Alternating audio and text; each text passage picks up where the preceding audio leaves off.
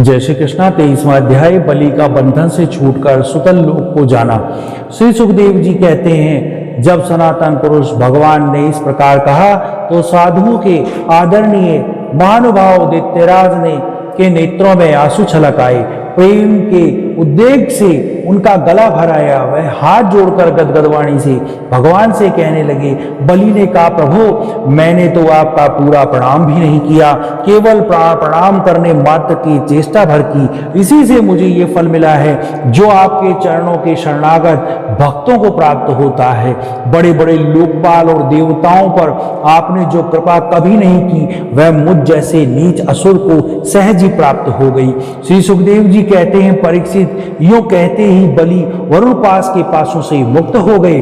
तब उन्होंने भगवान ब्रह्मा जी और शंकर जी को प्रणाम किया और इसके बाद बड़ी प्रसन्नता से असुरों के साथ सुतल लोक की यात्रा की। इस प्रकार भगवान ने बलि से स्वर्ग का राज्य लेकर इंद्र को दे दिया। अदिति की कामना पूर्ण कर स्वयं उपेंद्र बनकर वह सारे जगत का शासन करने लगे।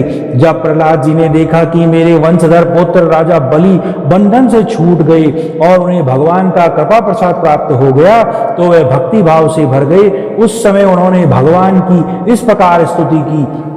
प्रहलाद जी ने कहा, प्रभु यह कृपा प्रसाद तो कभी ब्रह्मा जी, लक्ष्मी जी और शंकर जी को भी प्राप्त नहीं हुआ, जब दूसरों की तो बात ही क्या है। अहो विश्ववंद ब्रह्मा आदि भी जिनके चरणों की वंदना करते रहते हैं, वही आप हम असुरों के दुर्गपाल किलेदार हो गए।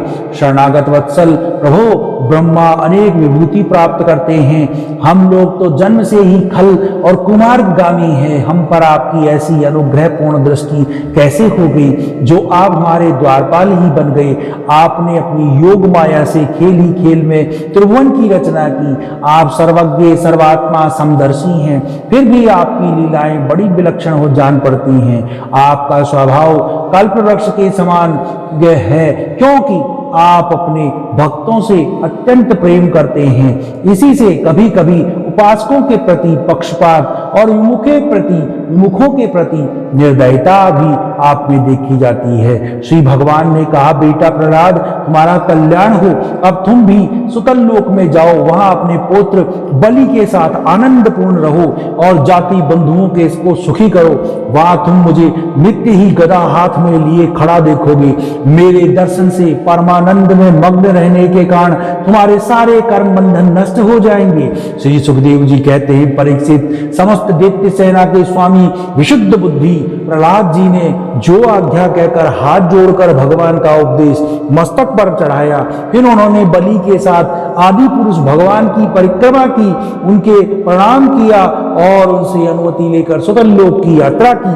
परीक्षित उस समय भगवान हरि ने ब्रह्मवादी ऋतुजों की सभा में अपने पास ही बैठे हुए शुक्राचार्य जी से कहा, ब्राह्मण आपका शिष्य यज्ञ कर रहा था, उसमें जो त्रुटि रह गई हो उसे आप पूर्ण कर दीजिए, क्योंकि कर्म करने में जो भूल चूक हो जाती है वह ब्राह्मणों की कृपा दृष्टि से सुधर भी जाती है। शुक्राचार्य जी ने कहा, भगवान जिसने अपना समस्त कर्म समर्पित करके सब प्रकार के यज्ञेश्वर यज्ञ पुरुष आपकी पूजा की है, उसके कर्मों में कोई त्रुटि कोई विषमता कैसे रह सकती है, क्योंकि मंत्रों की अनुष्ठान पद्धति की देश काल पात्र और वस्तुओं की सारी भूलें आपके नाम संकीर्तन मात्र से सुधर जाती है।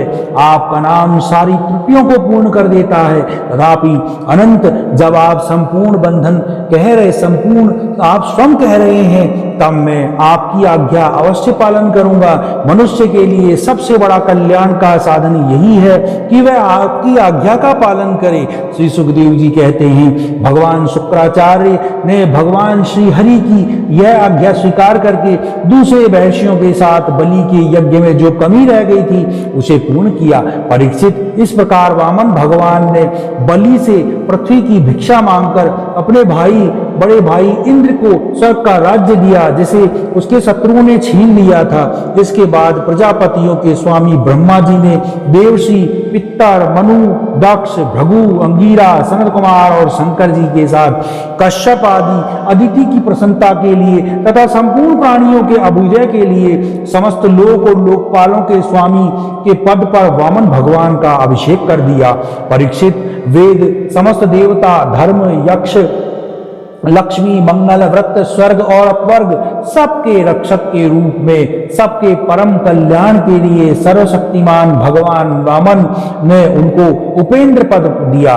उस समय सभी प्राणियों को अत्यंत आनंद हुआ। इसके बाद ब्रह्मा जी की अनुमति से लोकपालों के साथ देवराज इंद्र ने वामन भगवान को सबसे आगे विमान पर बैठाया और अपने साथ स्वर्ग लिवा ले गए। इंद्र को एक तो त्रिभुवन का राज्य मिल गया और दूसरे वामन भगवान के कर कमलों की छात्र छाया, सर्वश्रेष्ठ ऐश्वर्य लक्ष्मी उनकी सेवा करने लगी और वह निर्भय होकर आनंदोत्सव मनाने लगी।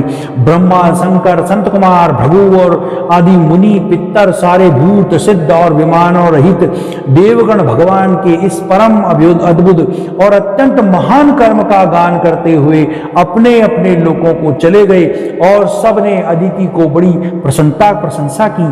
परीक्षित, तुम्हें मैंने भगवान का यह लीला सुनाई है, इसके सुनने वालों के सारे पाप छूट जाते हैं। भगवान की लीलाएं अनंत है, उनकी महिमा अपार है। जो मनुष्य उसका पार पाना चाहता है वह मानव पृथ्वी के परमाणुओं को गिन डालना चाहता है। भगवान के संबंध में मंत्र दृष्टा महर्षि वशिष्ठ ने वेदों में कहा है कि ऐसा पुरुष न कभी हुआ न कभी होगा जो भगवान की महिमा का पार पा सके। देवताओं के आराध्य देव, अद्भुत लीलाधारी वामन भगवान के अवतार चरित्र का जो श्रवण करता है उसे परम गति की प्राप्ति होती है। देव यज्ञ, पितृ यज्ञ और मनुष्य यज्ञ किसी भी कर्म का अनुष्ठान करते समय जहां जहां भगवान की लीलाओं का कीर्तन होता है वह कर्म सफलता पूर्वक संपन्न हो जाता है और बड़े बड़े महात्माओं का अनुभव है। बोलो भगवान श्री कृष्ण की जय। 23वां अध्याय समाप्त।